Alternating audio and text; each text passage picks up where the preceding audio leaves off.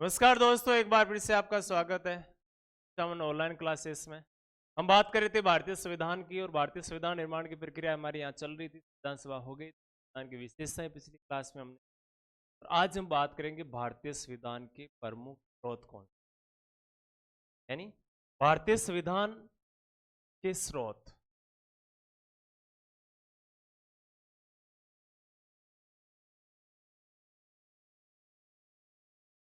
यहां से जब भी सवाल पूछा जाएगा सीधा सीधा रहेगा, ध्यान रखना। या तो मैचिंग करने वाला होगा, मिलान करने वाला होगा, या सवाल आपसे जो भी पूछा जाएगा, एक चीज याद रखना है आपको, सीधा सीधा ये पूछा जाएगा कि भारतीय संविधान के स्रोत निम्न में से यानी कौन से देश से कौन सी चीजें ली गई है, या फिर जैसे मान लो जैसे प्रस्तावना किस देश से गई है, या सीधी बात करें मूल अधिकार किस देश से लिए गए। हालांकि जिस समय इस टॉपिक का हम जिक्र करेंगे उस समय इनका और उल्लेख करते रहेंगे। प्लस आपके साथ में यहाँ सबसे महत्वपूर्ण बात रहेगी भारतीय संविधान के स्रोत। तो स्रोत के संदर्भ में आपको एक पॉइंट याद रखना है कि भारतीय संविधान के स्रोतों को हम दो भागों में बांटते हैं। एक तो उनको हम इसको कह सकते हैं कि इसके भारतीय संविधान के आंतरिक स्रोत,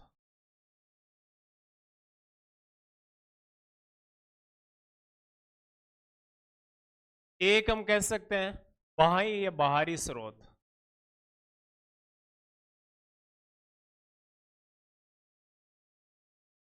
भारतीय संविधान के आंतरिक स्रोत और बाह्य स्रोत यानी बाहरी स्रोत।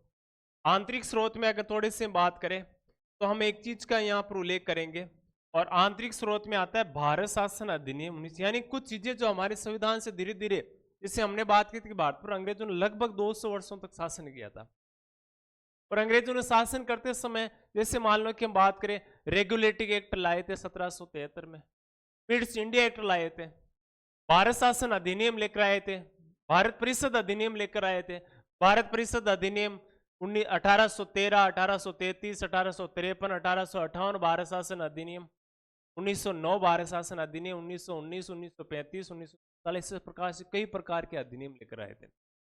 धीरे धीरे जैसे जैसे अधिनियम आते गए, जैसे जैसे अंग्रेजों ने भारत पर शासन करने की जो प्रणाली थी उसको धीरे धीरे सुधार में लाते गए और एक नई शुरुआत करते गए कि कौन सा पद महत्वपूर्ण है, आगे शासन प्रशासन के लिए कौन सी चीज हमने के लिए आवश्यक है, कौन सी संस्था होनी चाहिए, कौन सी बातें लागू करनी चाहिए शासन करने के लिए। इसी प्रकार से धीरे धीरे, और एक अंतिम प्रयास से मान लो प्रथम विश्व युद्ध हुआ था 1914 से 18 के मध्य। उसके बाद भारत शासन अधिनियम आया था 1919, मॉन्टेग्यू चेम्सफोर्ड सुधार बोलते हैं। 1928 में जब नेहरू रिपोर्ट आई थी तो अंग्रेजों को काफी कुछ समझ में आ गया था कि भारतीय लोग संविधान निर्मित भी कर सकते हैं, और भारतीय लोग अब धीरे धीरे क्या हो रहे हैं, अपने संविधान को बनाने के लिए आतुर हो रहे हैं, और बनाएंगे आने वाले समय बहुत जल्द। तो क्यों ना हम कुछ समय के लिए और शासन करें, और इन नेहरू रिपोर्ट को भी आधार माना था, ध्यान रखना, बहुत सारी चीजें इसमें से भी ली गई थी, और एक अच्छा प्रयास किया था 1935 अधिनियम में, जिसमें भारत को बहुत कुछ देने का प्रयास किया गया था। भारत को इतना कुछ दे दिया गया था, यानी इतना कुछ देने का प्रयास किया गया और दिया भी था, ताकि भारत आगे जाकर ये नहीं कि हमें आजादी और संविधान चाहिए, हम यही इसी शासन से उनको बहुत कुछ दे रहे हैं, यानी इसे परिषदों के माध्यम से चुनाव करवाना, उनकी सरकारें बनवाना, उनको कुछ दायित्व देना, उत्तरदायित्व देना, ये सारी चीजें। तो हमारे लिए सबसे बड़ी बात ये होगी, भारतीय संविधान निर्मित किया गया तो भारतीय संविधान में अलग अलग देशों से हमने बहुत सारी चीजें ली थी।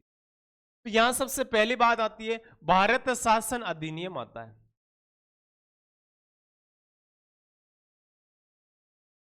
भारत शासन अधिनियम को हम अंग्रेजी में एक्ट बोलते हैं, और ये एक्ट कब आता है, 1935।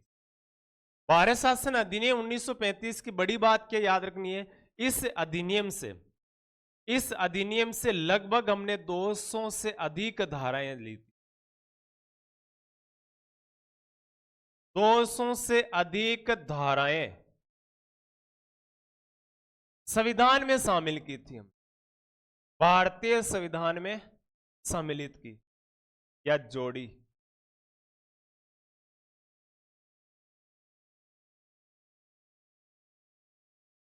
यानी ये चीजें हमने, भारत शासन अधिनियम आए थे 1935 में, इससे बहुत सारी बातें हमने हमारे संविधान में सम्मिलित कर ली थी।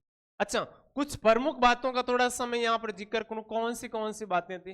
200 धाराओं में कौन सी धाराएं जो अपने यहाँ संविधान में लागू की थी, संविधान में जोड़ी थी, यानी भारत शासन अधिनियम अंग्रेजों द्वारा भारत में शासन करने के लिए लाया गया था।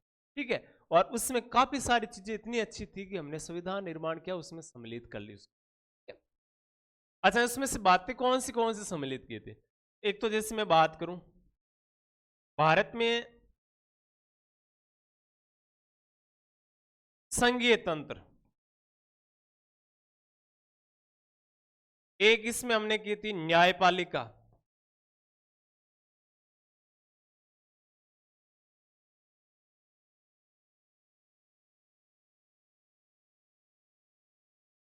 एक इसके अलावा राज्यपाल,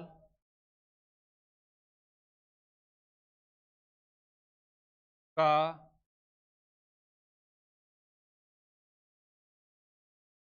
कार्यालय।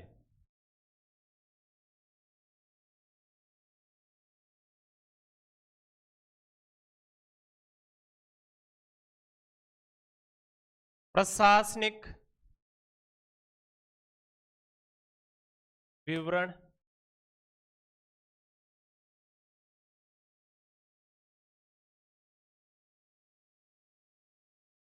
आपातकालीन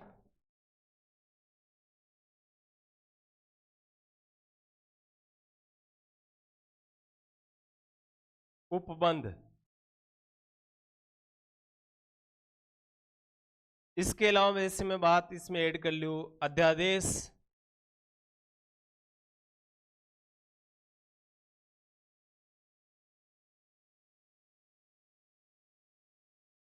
लोक सेवा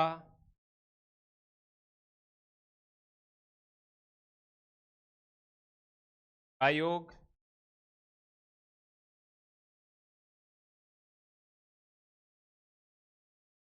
सीएजी। सीएजी को हम आगे डिटेल से पढ़ेंगे, अनुच्छेद 148 से 51 तक। इसको हम बोल सकते हैं नियंत्रक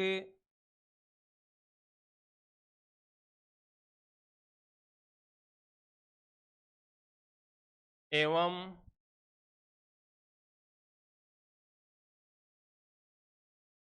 महालेखा परीक्षक।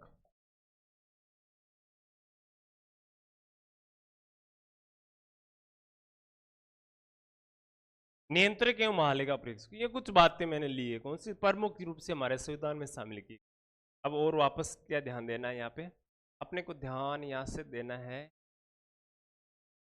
संघीय तंत्र, केंद्र और राज्यों के मध्य शक्तियों का विभाजन की बात है। संघीय तंत्र इस समय भी 1935 के अधिनियम के तहत भी संघ सूची, राज्य सूची समर्थित के इस आधार पे हमने क्या किया था, विषयों का बंटवारा कर लिया था। हमें 1935 के एक्ट में भी क्या कर लिया था, 1935 के एक्ट में भी हमने क्या कर लिया था, केंद्र और राज्यों के मध्य शक्तियों का विभाजन कर लिया था। यानी ये चीज संघीय तंत्र इस एक्ट में था उस समय। न्यायपालिका, न्यायपालिका आपको पता हो तो भारत में पहला, मान लो कि भारत में पहली बार सर्वोच्च न्यायालय की स्थापना 1773 एक्ट के तहत 1774 में की, रेगुलेटरी एक्ट के तहत। लेकिन 1935 के अधिनियम के तहत हमने क्या किया था, संघीय न्यायालय की स्थापना की थी, फेडरल कोर्ट जिसको बोलते हैं, फेडरल कोर्ट की स्थापना की थी।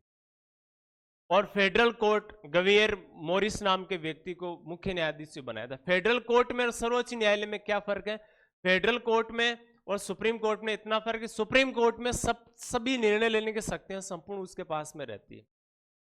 संघीय या फेडरल कोर्ट का क्या फर्क है, फेडरल कोर्ट का अंतिम, फेडरल कोर्ट का मतलब कि जैसे मान लो कि 1935 में 35 एक्ट के तहत संघीय न्यायालय की स्थापना 37 में की गई थी, तो इस न्यायालय कोर्ट द्वारा दिए गए निर्णय के विरुद्ध अगर आपको किसी प्रकार से फैसले से आप संतुष्ट नहीं है तो इसके विरुद्ध अपील करनी हो तो आपको ब्रिटेन में जाकर करनी होती।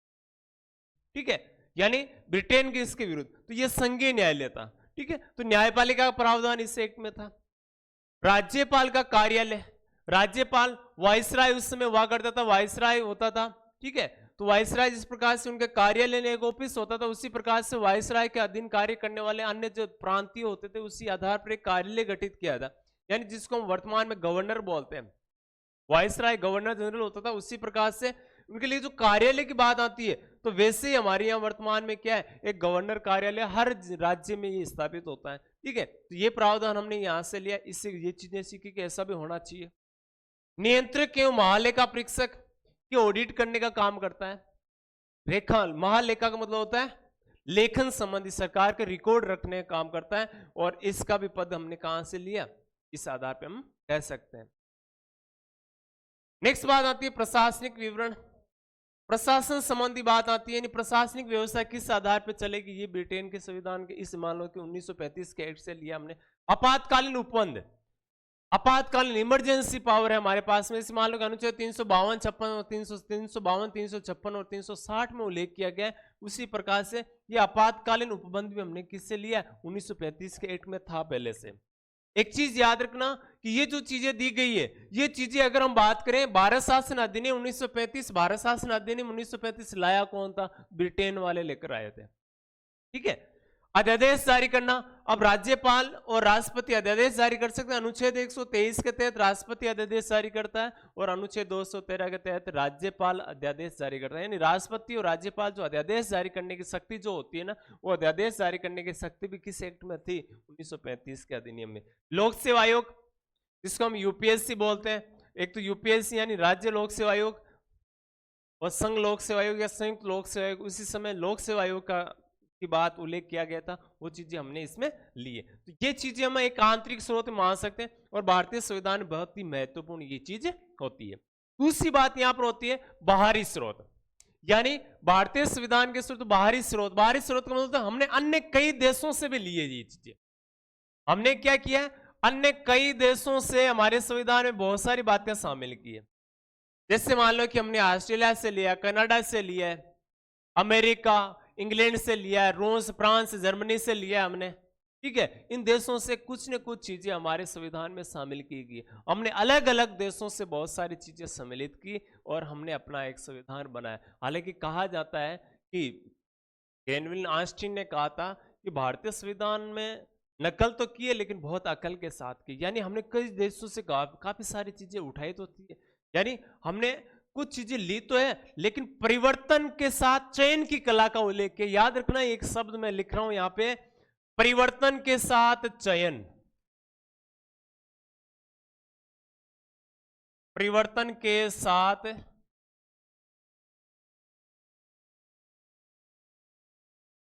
चयन की कला,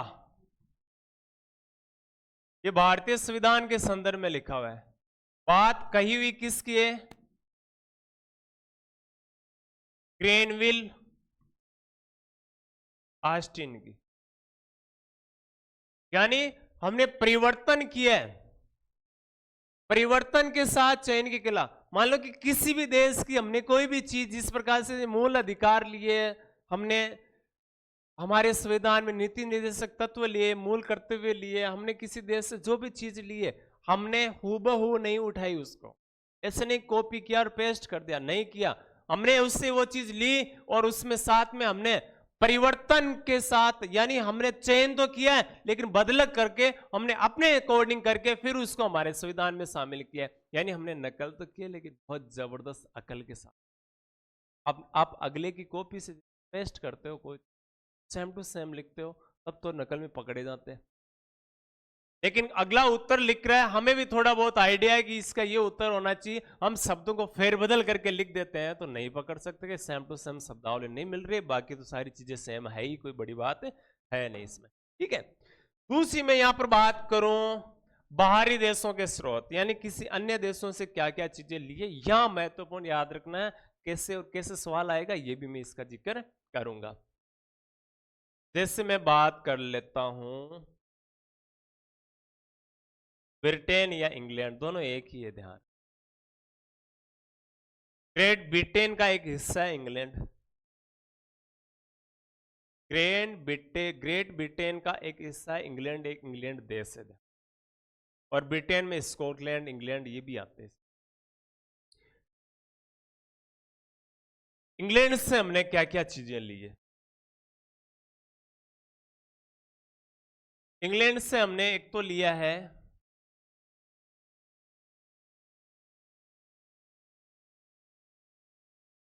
संसदात्मक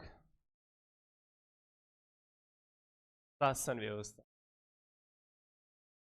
हमने विशेषताओं में इस चीज को थोड़ा सा डेफिनेशन के साथ में पढ़ा था, क्या होती है।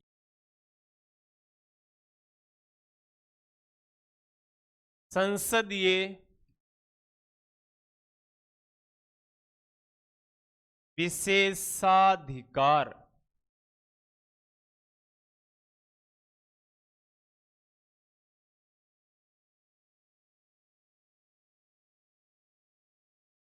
इसके अलावा हम ले सकते हैं विधि का शासन,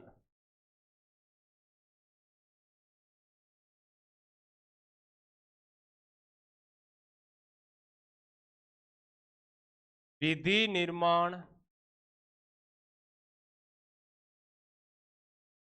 की प्रक्रिया,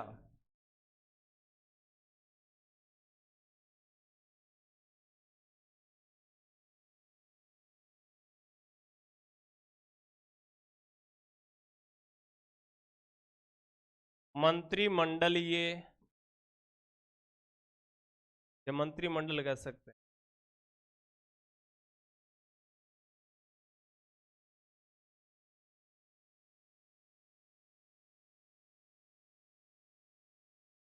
एकल या इकहरी नागरिकता,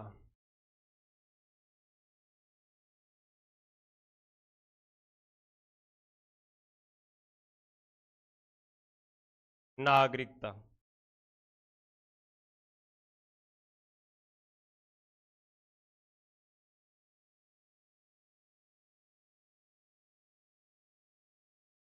राष्ट्रपति की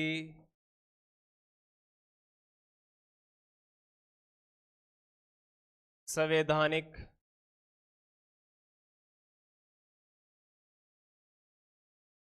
स्थिति,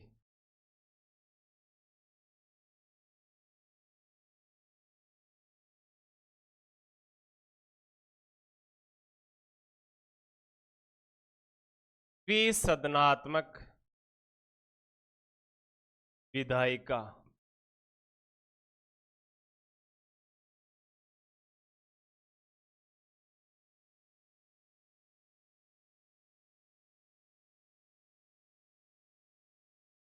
हस्तात्मक हो गया, विधि हो गई, एक ये लिख देते हैं,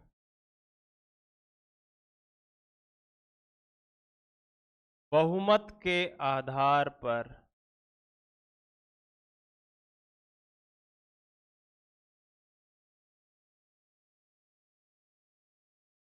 चुनाव में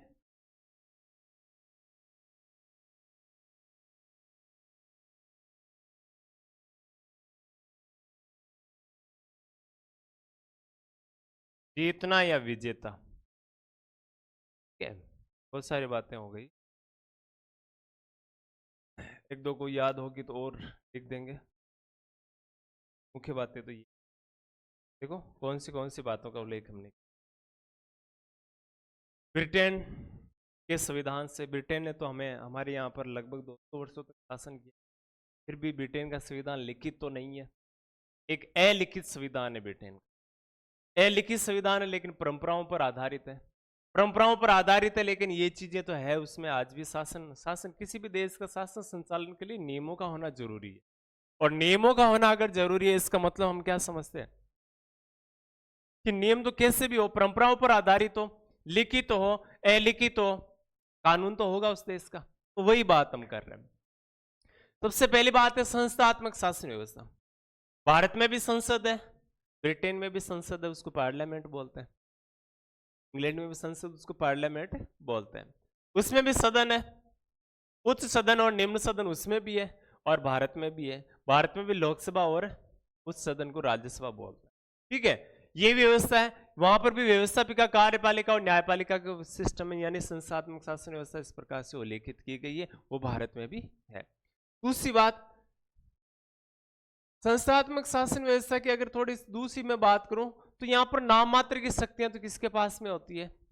ब्रिटेन में नाम मात्र की शक्तियां किसके पास में? तो नाम मात्र की शक्तियां ब्रिटेन के राजा के पास में है, और वास्तविक शक्तियों का प्रयोग करता है वहां का प्रधानमंत्री। भारत की मैं बात करूं तो भारत में वास्तविक शक्तियों का प्रयोग करता है प्रधानमंत्री और नाममात्र की शक्तियों का प्रयोग करता है राष्ट्रपति। ये चीज हमने कहां से ली है? ये चीज ब्रिटेन के संविधान से, इंग्लैंड के संविधान से ली गई। संसदीय विशेषाधिकार। अब मान लो कि संसदीय विशेषाधिकार में क्या आता है? हम अपने क्षेत्र से क्या करते हैं? लोकसभा सदस्य का चुनाव करते हैं। हम अपने क्षेत्र से विधानसभा सदस्य का चुनाव करते हैं। अब सवाल ये बनता है कि संसद के सदस्यों को सदन की कार्यवाही के 40 दिन पहले और 40 दिन बाद तक गिरफ्तार नहीं किया जा सकता। मतलब हमारे पास अनुच्छेद 14 ये कहता है कि विधि सबके लिए समान है, और वहीं ये कहा गया कि विशेषाधिकार है, 40 दिन पहले बाद गिरफ्तार नहीं किया जा सकता। ये विशेषाधिकार किसके लिए? ये नेताओं के लिए जो लोकसभा का सदस्य है, राज्यसभा का सदस्य है या विधानसभा का सदस्य है, ऐसे लोगों के लिए विशेषाधिकार है कि उनको गिरफ्तार नहीं किया जाएगा। तो ये भी सिस्टम कहां चलता है? ब्रिटेन के संविधान में, वही हमने लागू की। विधि का शासन। विधि का शासन का मतलब होता है विधि के समक्ष सभी लोग समान है, चाहे उसकी जाति उच्च हो निम्न हो, चाहे वो अमीर है गरीब है, महिला है पुरुष है, जो कोई भी है, कानून के समक्ष सब एक जैसे है। ये कहा जाता है विधि का शासन।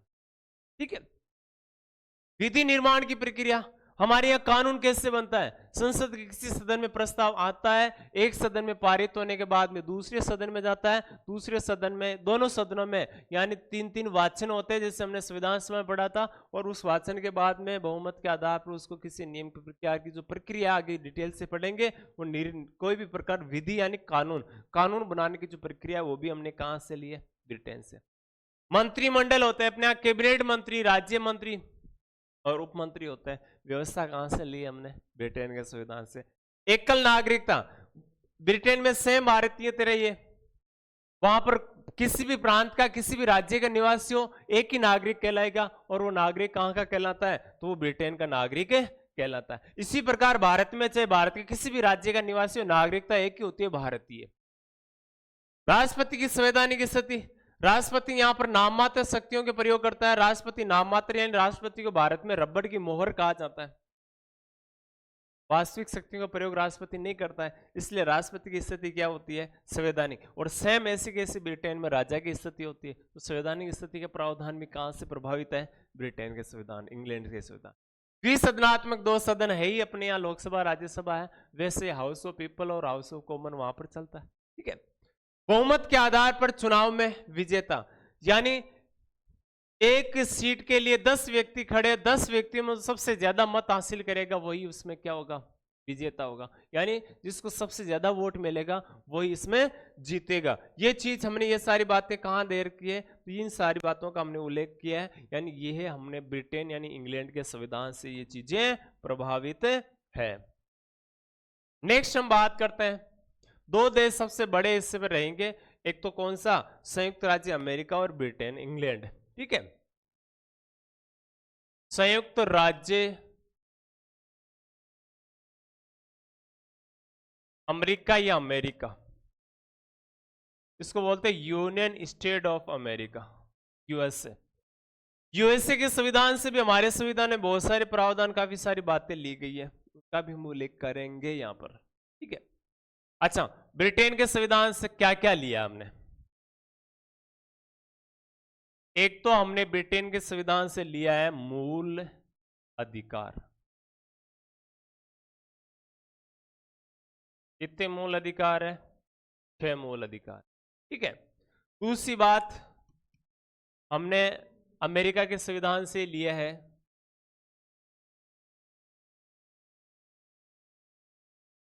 उपराष्ट्रपति का पद।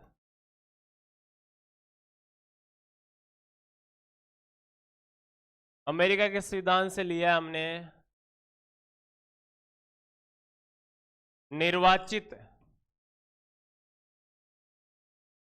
राष्ट्रपति एवं राष्ट्रपति पर जो महाभियोग होता है यानी हटाने की प्रक्रिया, इससे हमने लिया है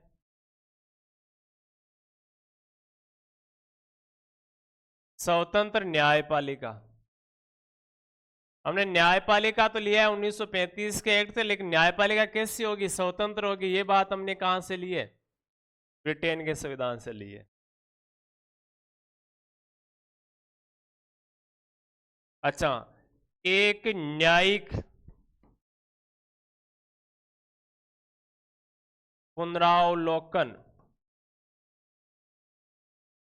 का सिद्धांत। मैं इतनी बातें बोर्ड पे लिखता तो नहीं, लेकिन इन चीजों को लिखना ही होगा और कोई ऑप्शन नहीं है। सारी चीजें सिर्फ आपको एक्सप्लेन कर दूंगा, बाकी सारी चीजें आप जैसे आप पीडीएफ मिलेगी उससे आप रीड करते रहना जब चाहो। न्यायिक पुनरावलोकन का सिद्धांत।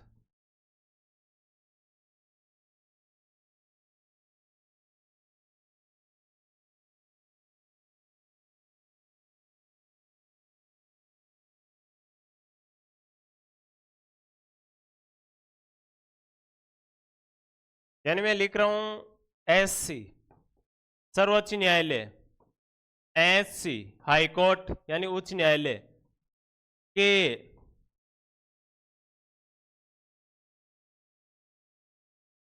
न्यायाधीशों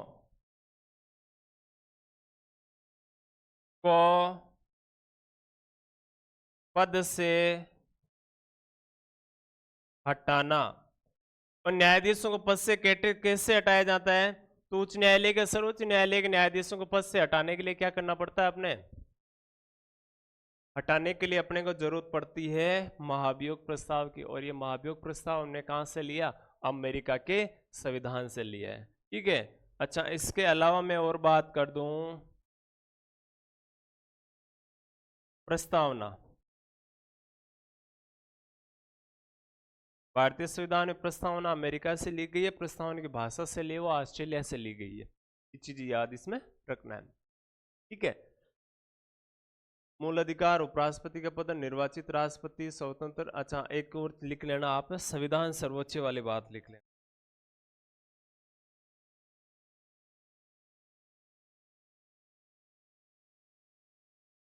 संविधान की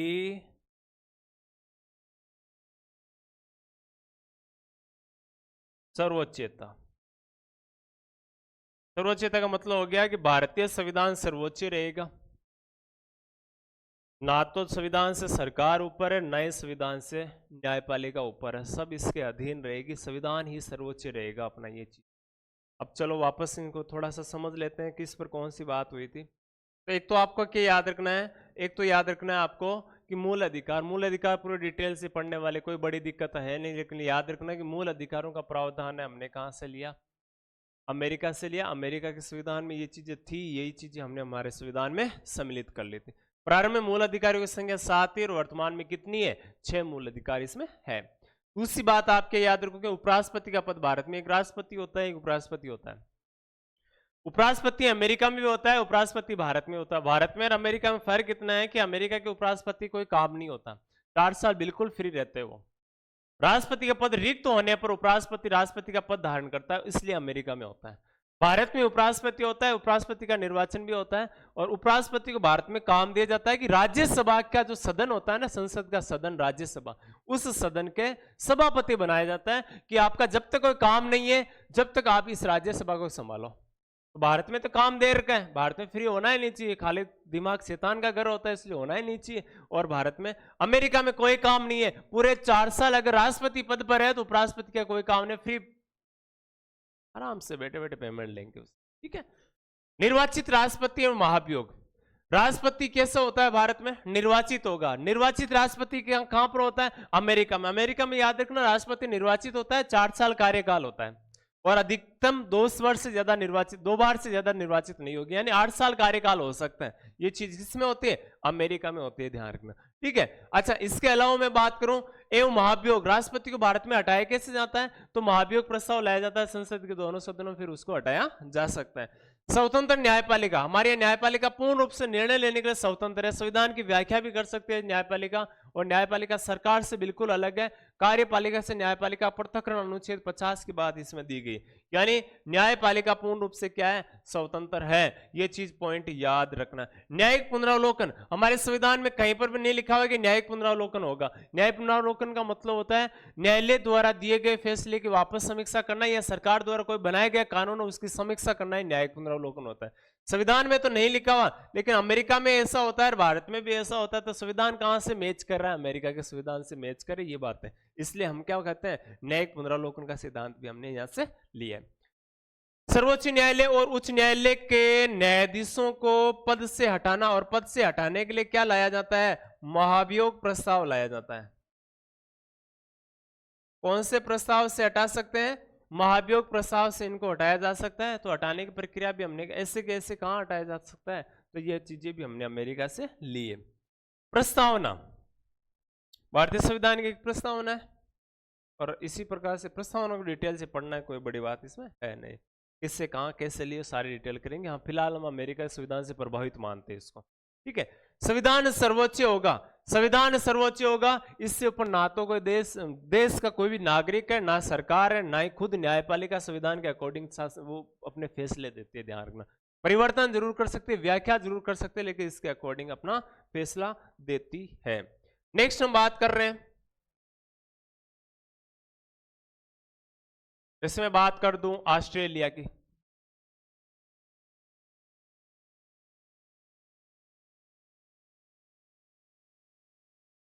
ऑस्ट्रेलिया के संविधान से हमने लिए एक तो संवर्ती सूची,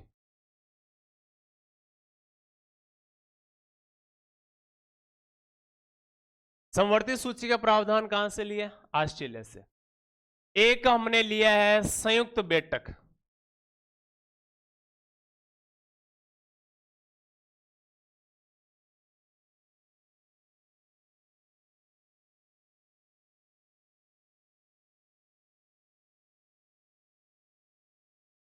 और संयुक्त बैठक होती है भारतीय संविधान के अनुच्छेद 108 के तहत, यानी संवर्ती सूची। एक आपको याद रखना है प्रस्तावना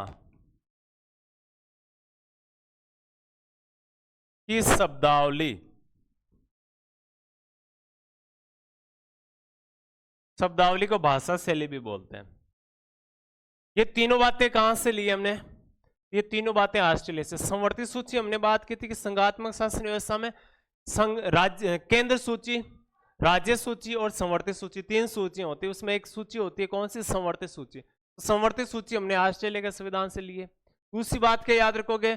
संयुक्त बैठक, संसद के दोनों सदनों में, लोकसभा और राज्यसभा में किसी मुद्दे को लेकर टकराव हो जाता है, एक सदन में कोई विधेयक पारित कर देते हैं, दूसरा सदन उसको पारित नहीं करता है, तो ऐसी स्थिति में होती है संयुक्त बैठक। और संयुक्त बैठक का प्रावधान हमने किस देश से लिया है? तो ऑस्ट्रेलिया से लिया है। एक प्रस्तावना की शब्दावली है, भाषा से लिए, वो कहां से लिए? ऑस्ट्रेलिया ने। कौन सी भाषा का कैसे प्रयोग किया जाएगा? एक व्यापार के संदर्भ में व्यापार वाणिज्य समागम की बात भी हमने कहां से ली है? ऑस्ट्रेलिया के संविधान से ली है, जो आप अनुच्छेद 301(2) में बात करते हैं उसका, ठीक है। नेक्स्ट में बात करूं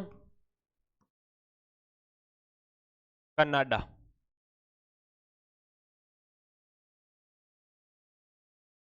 कनाडा के संविधान से हमने लिया है, एक तो याद रखना संघात्मक शासन।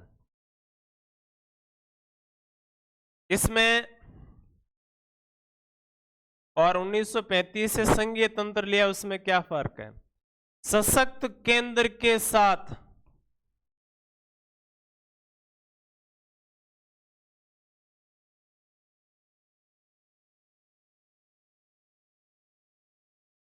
संघात्मक शासन।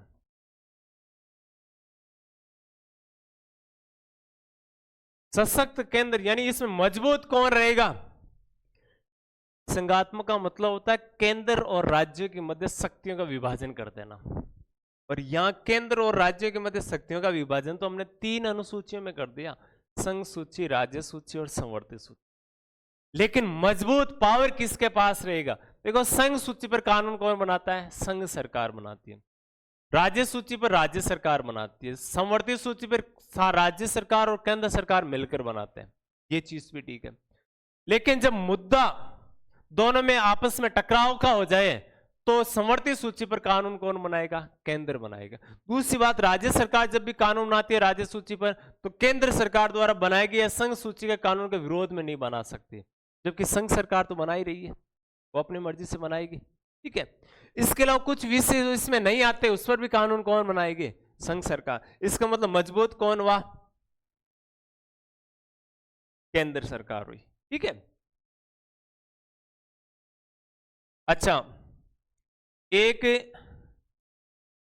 संघ सूची, राज्य सूची और संवर्ती सूची में इन तीनों में कुछ ऐसे विषय आते हैं जो तीनों में नहीं आते, उसको बोलते हैं अवशिष्ट विषय।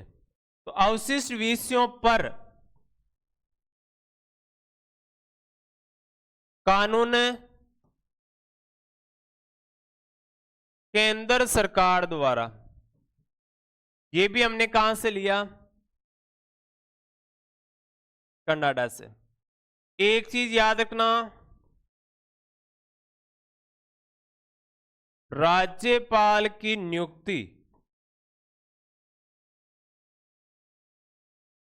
और राज्यपाल की नियुक्ति की जाती है केंद्र सरकार द्वारा, यानी केंद्र सरकार द्वारा क्या की जाती है? राज्य के राज्यपाल की नियुक्ति की जाती है। केंद्र सरकार की जगह मैं यहां पर बात करूं, केंद्र सरकार के तौर पे करता है राष्ट्रपति, तो राष्ट्रपति राज्य के राज्यपाल की नियुक्ति की जाती है। तो राज्यपाल की नियुक्ति का प्रावधान भी हमने कहां से लिया?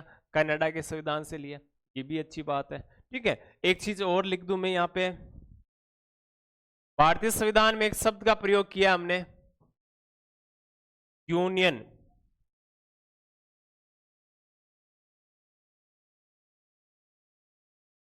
ये यूनियन शब्द कहां से लाए हम?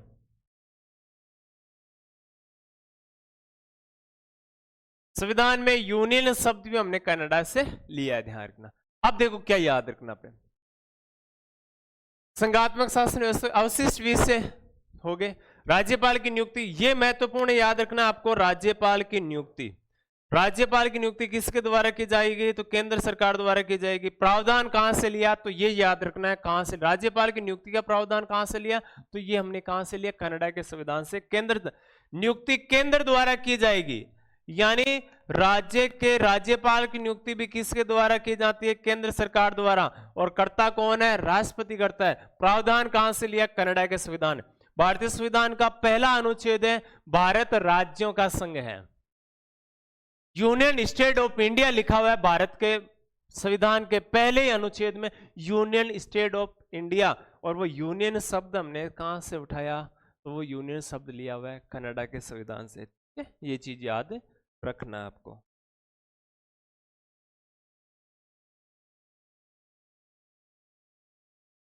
नेक्स्ट मैं बात कर दूं फ्रांस।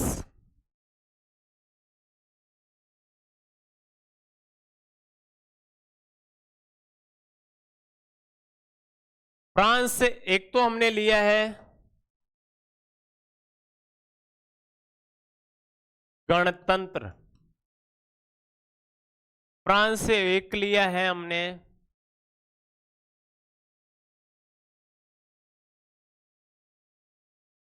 प्रस्तावना में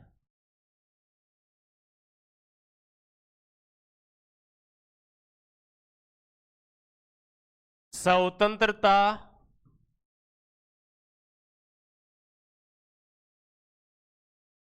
समानता व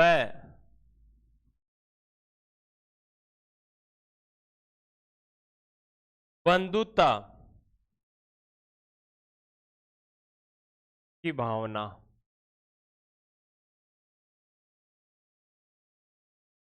फ्रांस की क्रांति हुई थी सन 1789 में, और क्रांति का मुख्य आधार ही यही था कि हमें स्वतंत्रता चाहिए, हमारे साथ जो भेदभाव हो रहा है उसमें हमें भेदभाव मिटाकर समानता चाहिए, और हमें भाईचारा चाहिए। मुद्दा यही था। आपको पता है फ्रांस की क्रांति क्यों हुई थी? रीजन यही था कि अधिकांश संपत्ति है, गरीबों की संपत्ति भी अमीरों के पास थी। अमीरों के पास में इतना धन था कि 1% अमीर 99% संपत्ति रखते थे, और 99% लोग सिर्फ 1% संपत्ति से गुजारा करते थे। तो समानता की बात थी, आर्थिक समानता की बात ज्यादा थी इसमें। स्वतंत्रता के लिए लड़ रहे थे, राज्यों का राज्य का शासन था, इसलिए वो चाहते हैं कि जनता का शासन हो, गणतंत्र हो।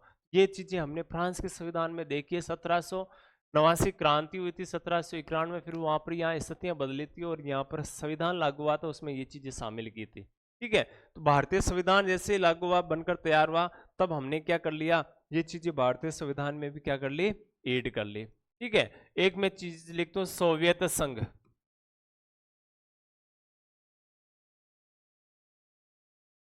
और सोवियत संघ को हम बोलते हैं रूस। ठीक है, मैं पूरा एक साथ लिख दूं, सोवियत संघ रूस यानी रसिया। इसमें से हमने क्या लिया, इससे एक तो हमने लिया है मूल कर्तव्य, ठीक है, एक इससे हमने लिया है प्रस्तावना में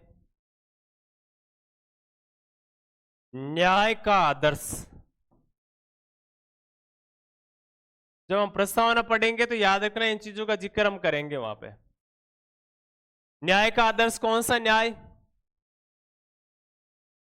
तो इसमें न्याय का उल्लेख मिलेगा अपने सामाजिक,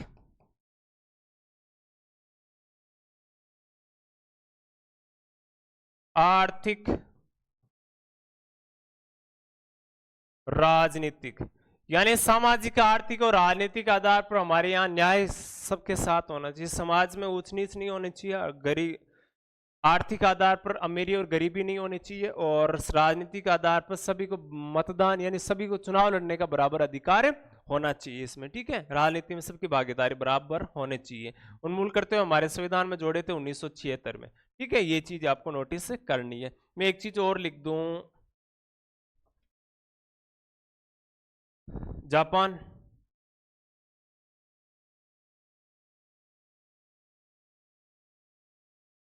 और जापान में एक ही लाइन याद रखनी है आपको, विधि द्वारा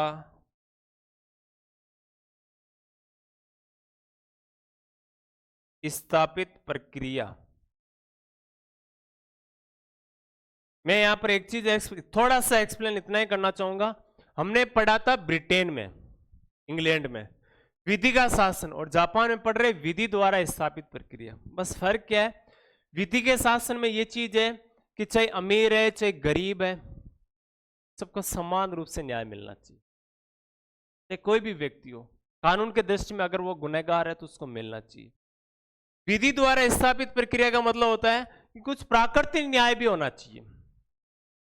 जैसे एक जज अपने बेटे के विरुद्ध फैसला नहीं दे सकता, बेटा अपराधी है और सुनवाई करने वाला जज उसके पिता है, क्या वो पिता उसको सजा दे पाएगा? हो सकता है उसने विधि द्वारा स्थापित प्रक्रिया वजह विधि के शासन का पालन किया, और अगर उन्होंने कहा कि ये विधि के समक्ष अगर मैं बात करूं कानून का इसने उल्लंघन किया तो सजा मिलेगी, लेकिन उसका दूसरा पक्ष ये रहेगा कि वो सोचेगा कि इसके पिता मैं हूं, अगर मैं ही इसका संरक्षण नहीं करूंगा तो इसका कौन करेगा, ठीक है।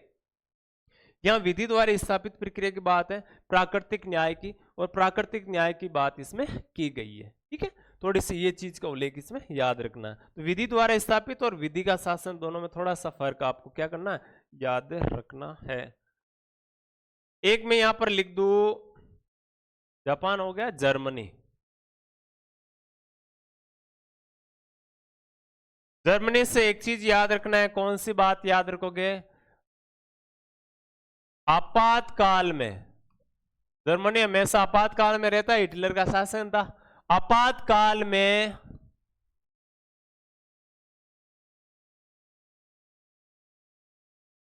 मूल अधिकारों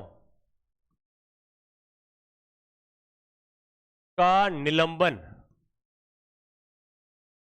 जैसे आपातकाल लगता है भारत के किसी क्षेत्र में या भारत में, तो जो मूल अधिकार है वो क्या हो जाते हैं, निलंबित हो जाते हैं। निलंबन करने का प्रोसेस ये हमने कहां से लिया, तो ये चीजें हमने कहां से ली, जर्मनी के संविधान से ली थी।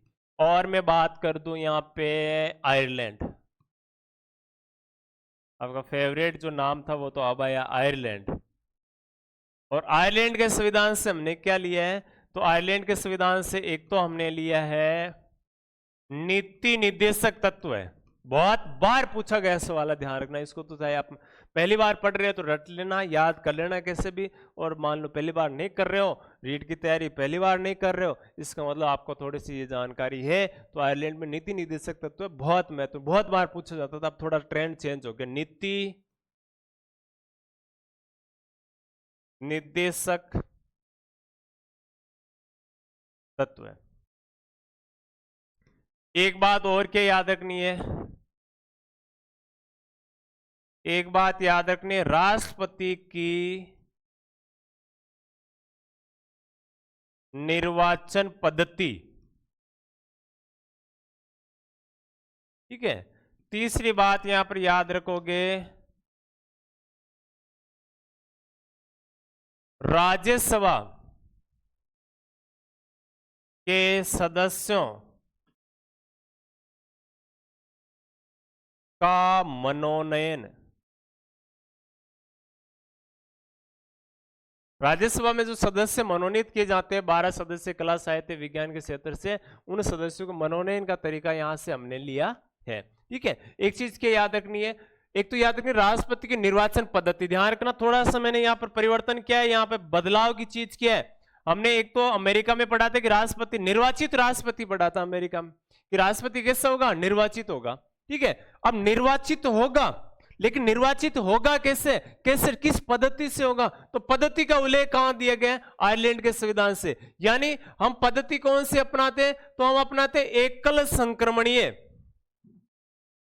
कौन सी पद्धति के माध्यम से करते हैं ये कार्य, तो हम ये पद्धति यहां पर अपनाते हैं एकल संक्रमणीय।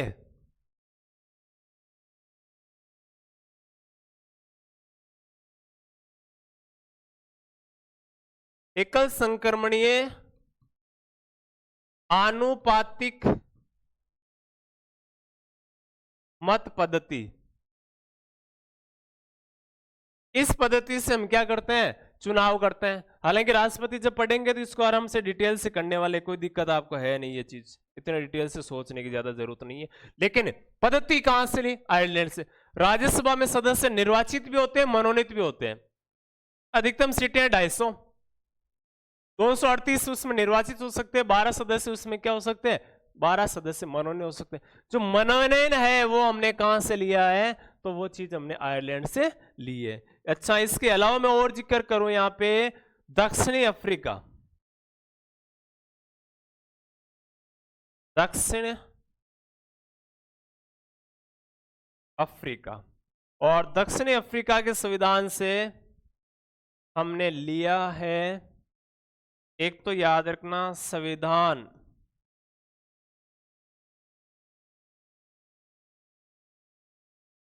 संशोधन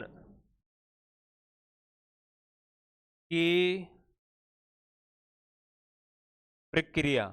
और संविधान संशोधन की प्रक्रिया भारतीय संविधान के अनुच्छेद 368 में, एक तो ये याद रखना है। दूसरी बात याद रखना है आपको,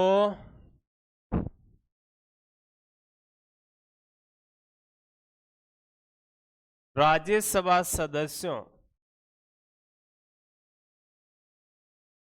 का निर्वाचन, राज्यसभा सदस्यों का मनोनयन तरीका तो कहां से लिया, आयरलैंड से। राज्यसभा सदस्यों का इसमें निर्वाचन होने का तरीका हमने कहां से लिया है, निर्वाचन का तरीका हमने दक्षिण अफ्रीका के संविधान से लिया है।